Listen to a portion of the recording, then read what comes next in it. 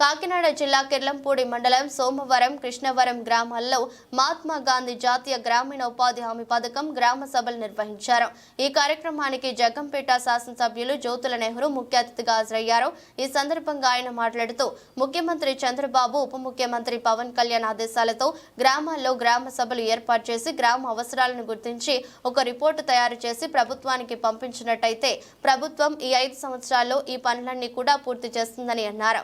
ముఖ్యంగా గ్రామాల్లో రోడ్లు, డ్రైన్లు, మొక్కలు, రైతుల వ్యవసాయ ఆధారిత పంటలకు, పొలాలకు వెళ్లే రహదారులు ఇలా అనేక రకాల పనులకు, అదేవిధంగా ప్రజలకు జీవనోపాధి కల్పించే పనులకు ఉపాధి కల్పించే విధంగా ప్రభుత్వం చర్యలు తీసుకుంటుందని పనిచేసే ముఖ్యమంత్రి చంద్రబాబు అని ఆయన అన్నారు. ఈ కార్యక్రమంలో ఎస్వీఎస్ అప్పలరాజు, ఎంపీపీ తోట రవి, తోట గాంధీ, చదరం చంటిబాబు, జంపన సీతారామచంద్ర వర్మ, బోదిరెడ్ల సుబ్బారావు, సూతి శ్రీను, గంగిరెడ్ల దురబాబు, మంచికంటి శ్రీను, పాటంశెట్టి మురళీకృష్ణ, కుంచే తాతాజీ, పాటంశెట్టి రవి, సర్పంచులు జ్యోతుల సీతామలక్ష్మి, గోకరపూడి అనంతలక్ష్మి, ఎంపీటీసీ గోరకపూడి మమత, ఎంపీటీఓ బడి రాజేశ్వరరావు, ఎంఆర్ఓ చిరంజీవి మరియు ఉపాధి హామీ సిబ్బంది తదితరులు పాల్గొన్నారు.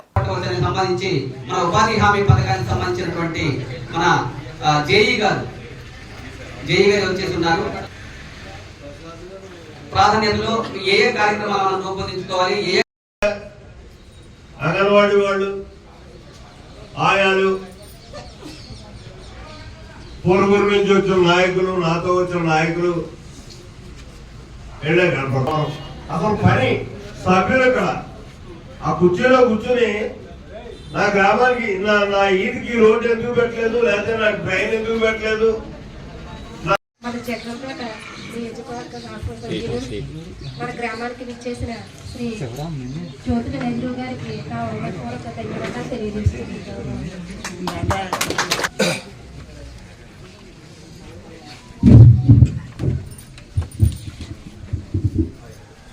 ఈరోజు మన జగ్గంపేట నియోజకవర్గ మన గ్రామానికి విచ్చేసిన శ్రీ జ్యోతుల నెహ్రూ గారికి నా హృదయపూర్వక ధన్యవాదాలు తెలియజేస్తున్నాను. నియోజకవర్గ శాసనసభ్యులుగా ఎన్నికై మొట్టమొదటిసారిగా మన గ్రామానికి చేసిన జ్యోతుల నెహ్రూ గారికి మా కృతజ్ఞతలు. అలాగే ఎంఆర్ఓ గారికి, ఎండిఓ గారికి, ఇతర సిబ్బందికి అందరికీ కూడా నా ప్రత్యేక ధన్యవాదాలు తెలియజేసుకుంటూ, మరి జాతీయ గ్రామీణ ఉపాధి హామీ పథకంలో ఎన్నో పనులు చేసుకోవడానికి అవకాశం ఉంది.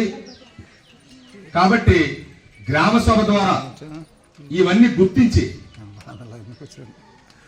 ఆ సభలో మనం ప్రతి ఒక్కరు చెప్పినట్టయితే దాన్ని తీర్మానం చేసుకుని గ్రామానికి అవసరమైనటువంటి పనుల్ని మనం చేసుకోవచ్చని కూడా ఈ సందర్భంగా తెలియజేసుకుంటూ, మరి మన గ్రామంలో గత 5 సంవత్సరాల నుంచి కూడా కొంతలో చాలా అస్తవ్యస్తంగా ఉన్నాయి. నాకు రైతు కలగా చక్రధర్ చెప్పాడు, మా పుంతకి చాలా ఇబ్బందిగా ఉంది, పిండి బత్తలు కూడా పట్టుకెళ్ళడానికి చాలా ఇబ్బందిగా ఉంది, ఏదైనా కోరిగస్ట్ కానీ ఏదైనా ఉంటే కొంచెం వేస్తే మాకు బాగుంటుందని చెప్పేశాను. నేను చెప్పాను, శాసనసభ్యులు గారు గ్రామ సభ ద్వారా గుర్తించడం జరుగుతుంది. గుర్తించిన తర్వాత జాతీయ గ్రామీణ ఉపాధి హామీ పథకం ద్వారా ఎమ్మెల్యే గారి ద్వారా ప్రతి కొంతకి కూడా గ్రామాలు వేసి, బహుశా నాకు తెలుసుండి గతంలో కూడా నెహ్రూ గారి శాసనసభ్యులుగా ఉన్నప్పుడు మా నాన్నగారు, మా అమ్మగారు ఎంపీటీసీగా ఉన్నప్పుడు పోయడం జరిగింది. మళ్ళీ కొంతలు బాగుపడాలన్నా, కాలువలు బాగుపడాలన్నా, రైతుకి ఇబ్బంది లేకుండా జరగాలన్నా మళ్ళీ జ్యోతుల నెహ్రూ గారు వస్తే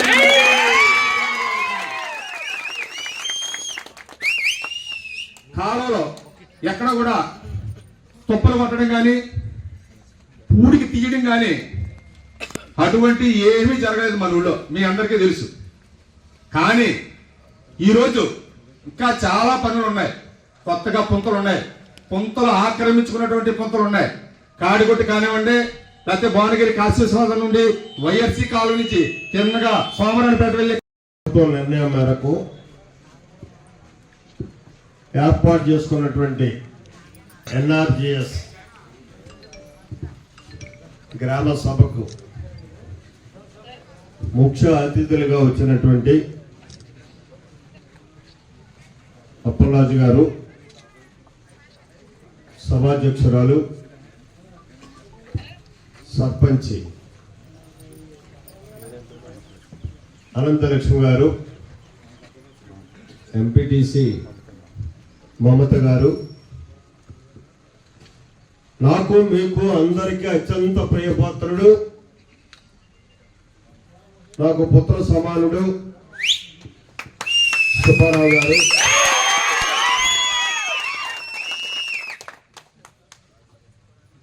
కృష్ణవరం